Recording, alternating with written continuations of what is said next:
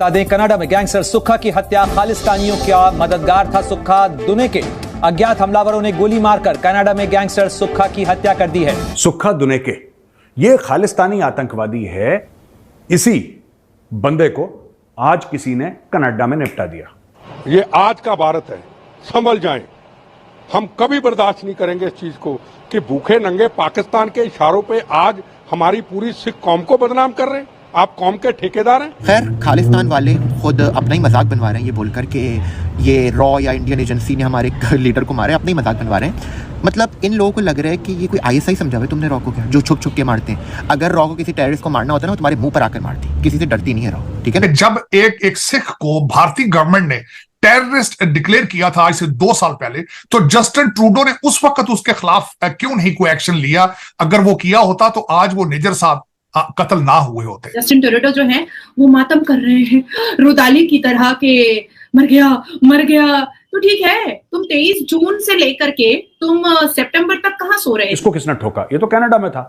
इसको कनाडा में ठोक दिया। कल जिसका नाम हमने लिया था चाणक्य डायलॉग्स में, वो आज निपट चुका है दोस्तों। कि जस्टिन ट्रूडो ने हो सकता है अपने लिए बहुत बड़ा गड्ढा खोद लिया।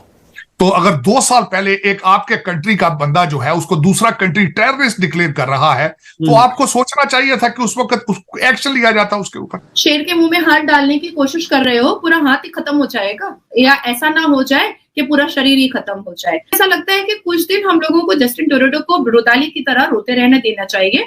थोड़ा छाती कूटे, थोड़ा सीना पीटे, थोड़ा पाकिस्तानी चैनल आजकल ज्यादा देखें कि कैसे। दोस्तों एक और आतंकी जो है सुक्खा, वो मारा गया है कनाडा के अंदर। अभी इसका पता नहीं लग पाया है कि किसने मारा है, लेकिन एक एक करके खालिस्तानी जो है धीरे धीरे साफ हो रहे हैं और इसका भी खुलासा नहीं हुआ पाया है।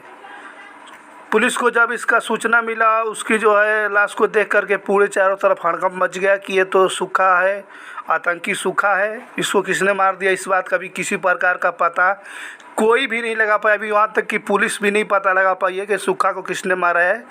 कोई कह रहा है कि आपस रंजिश से मारा गया है, कोई कह रहा है कि गैंगवार ने मारा है। कभी किसी प्रकार का मतलब खुलासा नहीं हुआ है कि सुक्खा को किसने मारा है। वही बात करेंगे जस्टिन ट्रूडो की। तो ट्रूडो का जो है अब नरमी से पेश आ रहा है। ट्रूडो जिस तरीके से भारत पे उसने आरोप लगाया था, उसी हिसाब से तो धीरे धीरे जो नरमाहट की तरफ आ रहा है और भारत से माफ़ी मांग रहा है। क्योंकि उसके आसपास के जितने भी कंट्री थे, उन्होंने बिल्कुल भी उसका साथ नहीं दिया। उसने ऑस्ट्रेलिया से भी मदद मांगा था, ऑस्ट्रेलिया भी उसका साथ नहीं दिया है। अब वो धीरे धीरे बिल्कुल उसका आंकड़ जो है ठिकाने लग रही है और वो भारत से माफ़ी मांग रहा है। कनाडा में ठोक दिया। कल जिसका नाम हमने लिया था चाणक्य डायलॉग्स में, वो आज निपट चुका है दोस्तों। आपको भारत की जरूरत है, भारत को आपकी जरूरत नहीं है भाईजान। You are a prime minister of Canada. आपको पहले रिसर्च करनी चाहिए थी, इन्वेस्टिगेशन करनी चाहिए थी। एलिगेशन बेसिस के ऊपर आपको इतना बड़ा ब्लंडर नहीं करना चाहिए था, नंबर 1। अब उसके बाद उन्होंने क्या किया है? उसके बाद उन्होंने जायंट स्टेटमेंट लेने की कोशिश की अमेरिका से और बर्तानिया से। दोनों ने रिफ्यूज किया। जब अमेरिका ने कहा है कि आप पहले अपनी योर इन्वेस्टिगेशन, योर स्टेटमेंट, आप पहले इन्वेस्टिगेशन करें, उसके बाद उससे डील करें। जो बर्तानिया ने स्टेटमेंट दी है, उन्होंने उससे भी लोअर क्लास की स्टेटमेंट दी, उसमें भारत का नाम ही नहीं है। दूसरी उन्होंने ट्राई की, एक ऑर्गेनाइजेशन है फाइव आइज कंट्रीज, उन्होंने उनसे स्टेटमेंट लेने की कोशिश की, वहां से उनको कोई सपोर्ट हासिल नहीं हुई। उनकी फॉरेन मिनिस्टर इस वक्त यूनाइटेड नेशंस के इजलास के लिए न्यूयॉर्क आ चुकी हैं और उन्होंने कहा है कि वो G7 कंट्रीज से ये इसकी सपोर्ट हासिल करने की कोशिश करेंगे। लेकिन मेरे ख्याल में इन एलिगेशन के बेसिस पे, इल्जामात के बेसिस के ऊपर कोई भी जो कंट्री है वो इनको सपोर्ट नहीं देगा। बिलखसूस जब भारत दुनिया की 5वीं बड़ी इकॉनमी हो तो ये रिस्क कौन लेगा? मेरे ख्याल में इस वक्त Justin Trudeau is in a tight corner, he is under pressure. उन्होंने कर तो लिया है, जिस तरह आपने खुद फरमाया है कि अब वो जो है वो उसके बारे में सोच रहे हैं, टोन डाउन हो चुके हैं। आज उन्होंने कहा है कि मेरा मकसद ये नहीं था कि भारत को प्रोवोक किया जाए, लेकिन मेरे ख्याल में अब ट्रेन निकल चुकी है और इस वक्त जो भारत की तरफ से भी ट्रैवल एडवाइजरी आ चुकी है, उन्होंने भी एक डिप्लोमेट को निकाल दिया है, इन्होंने भी एक डिप्लोमेट को निकाल दिया है।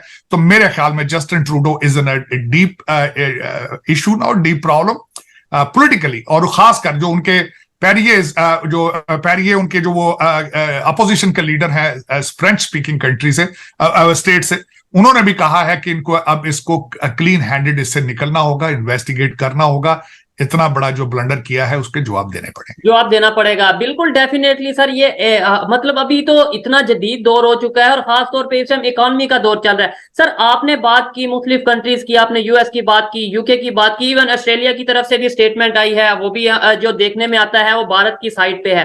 फिर एक बड़ी चीज जिस वजह से ये सारा सिनेरियो क्रिएट किया जा रहा है या करने की कोशिश की जा रही है सिख कम्युनिटी को लेके इंटरनेशनली, तो यूएस में जो सिख कम्युनिटी बैठी है, उनके जो मेंबर हैं, उनके जो हेड हैं, उनकी तरफ से भी प्रॉपर भारत को लेके जो है वो स्टेटमेंट दी गई है कि भाई जो कनाडा के प्राइम मिनिस्टर ने बोला है वो बिल्कुल गलत है, हम भारत के साथ खड़े हैं। यूएस के जो सिख कम्युनिटी है उनकी तरफ से भी यही स्टेटमेंट आई है। डेफिनेटली, मैं बल्कि आज भी मैं बातें हो रही थी इसी हवाले से, बल्कि एक दो जगहों पे मैं ऐसी जगह पे था जहां पे सिख कम्युनिटी के लोग जो थे they were talking to the media, तो उनके भी जज्बात यही हैं कि एलिगेशन बेसिस के ऊपर ये सब चीजें नहीं करनी चाहिए थी। वो जो निजर साहब का, सबसे पहले तो आज एक बड़ी खूबसूरत बात एक सिख लीडर ने की है, जसदीप सिंह उनका नाम है, उनकी ऑर्गेनाइजेशन का नाम है सिख्स ऑफ अमेरिका। उन्होंने आज एक बात की, बहुत खूबसूरत बात की। उन्होंने कहा कि जब एक सिख को भारतीय गवर्नमेंट ने टेररिस्ट डिक्लेयर किया था आज से 2 साल पहले, तो जस्टिन ट्रूडो ने उस वक्त उसके खिलाफ क्यों नहीं कोई एक्शन लिया? अगर वो किया होता तो आज वो निजर साहब कत्ल ना हुए होते। और दूसरा, वो कत्ल हुए हैं और उनके जो एलिगेशन है, एक भी अरेस्ट अभी तक नहीं हुई।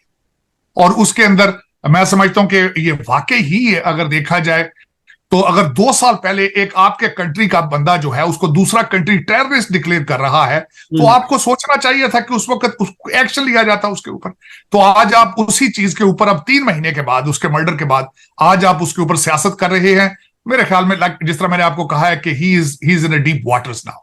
ठीक है सर, खास तौर पे G20 के मतलब अगर हम देखेंगे G20 के से होने, G20 कंप्लीट होने के बाद ये चीजें बढ़ती नजर आई हैं और अचानक ही बढ़ती नजर आई हैं। उससे पहले मतलब 3 माह हो चुके हैं मर्डर को, और उसके बाद ये सारा सीन हुआ, खामोशी रही, और अभी अचानक से ये चीज सामने आना सिर्फ वोट बैंक है या इसके अलावा इंटरनेशनल कम्युनिटी से भी थोड़ा सा कोई प्रेशर है? नहीं, इंटरनेशनल कम्युनिटी अगर देखा जाए तो इस वक्त मैं उससे, मेरी ओपिनियन थोड़ी सी डिफरेंट है। वो इस तरीके से कि G20 का जो इमेज राइज हुआ है उससे इसको डैमेज तो हुआ है, इसमें कोई शक नहीं, लेकिन वेस्टर्न सिविलाइजेशंस मोस्टली जो है वो अंडर इंडियन डायस्पोरा प्रेशर में है। वो इस वक्त देखा जाए तो अमेरिका जो है वो तो इंडियन डायस्पोरा चला रहा है अमेरिका को। वो इस तरह का अमेरिका से, ऋषि सुनक है बर्तानिया में, अल्टीमेटली उन्हें पता होना चाहिए था कि अगर मैं ये काम करूंगा तो इस तरह का to bring India down after G20, तो ना बर्तानिया सपोर्ट करेगा ना अमेरिका सपोर्ट करेगा।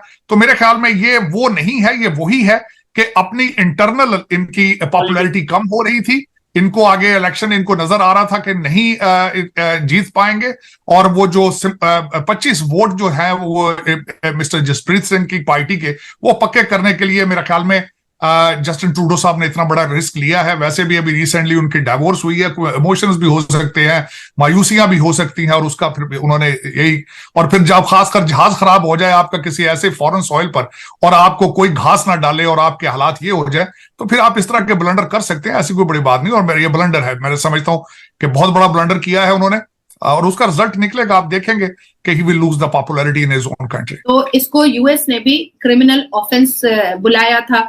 तो ऐसी हरकतें जो हैं ये खालिस्तानी ने, सिर्फ ऐसा नहीं है कि सिर्फ कनाडा में ये मिचिल मीटिंग कर रहे हैं या इंडिया को गाली दे रहे हैं, नहीं, इन्होंने जस्टिन ट्रूडो के छत्र छाया में रह करके इन्होंने फ्रांसिस्को को बहुत परेशान किया, इन्होंने यूएस को बहुत एक करके सभी आतंकियों को साफ किया जा रहा है। और ये सूखा जो है ये भी मारा गया है, कनाडा के अंदर मारा गया, लेकिन इसका भी किसी ने पुष्टि नहीं किया है कि कैसे ये मारा गया है, तो इसके बारे में अभी पुलिस को भी नहीं पता लगा है कि किसने इसको मार दिया है। कोई बता रहा है कि आपस रंजिश की वजह से मरा है, कोई बता रहा है गैंगवार की वजह से मरा है। इसके बारे में अभी कोई खुलासा नहीं हुआ है। धीरे धीरे जो है एक एक करके खालिस्तानी जो है धीरे धीरे साफ़ हो रहे हैं। ये भी हो सकता है कि वहाँ के जो लोग हैं जो आप रंजिश की वजह से भी सूखा को मार सकते हैं, ये भी हो सकता है, क्योंकि कनाडा के अंदर भी बहुत लोग जो हैं आतंकवाद के खिलाफ़ हैं। तो आपको बता दें, वही बात करेंगे जस्टिन ट्रूडो की, तो जस्टिन ट्रूडो का जो है आकड़ जो है ठिकाने लग रहा है, क्योंकि जिस तरीके से वो नरमी से धीरे धीरे पेश आ रहा है, लग रहा है कि उसका जो है अब आकड़ टूट गया है। जिस तरीके से उसने भारत पे आरोप लगाए थे उसी तरीके से अब उसका जो है नरमी से पेश आना इस बात का जो है बता रहा है कि अब उसका जो है उसका अकड़ अब बिल्कुल टूट चुकी है। उसका किसी प्रकार का किसी ने देश ने भी साथ नहीं दिया। जिसके पास में था वो बड़ी बड़ी कंट्रियाँ थी, 7 कंट्री थी, इसमें से एक भी कंट्री ने जो है जस्टिन ट्रूडो की मदद नहीं की। ऑस्ट्रेलिया से मदद मांगा था, ऑस्ट्रेलिया ने बिल्कुल हाथ खड़ा कर दिया था, ऑस्ट्रेलिया भारत का साथ दिया था।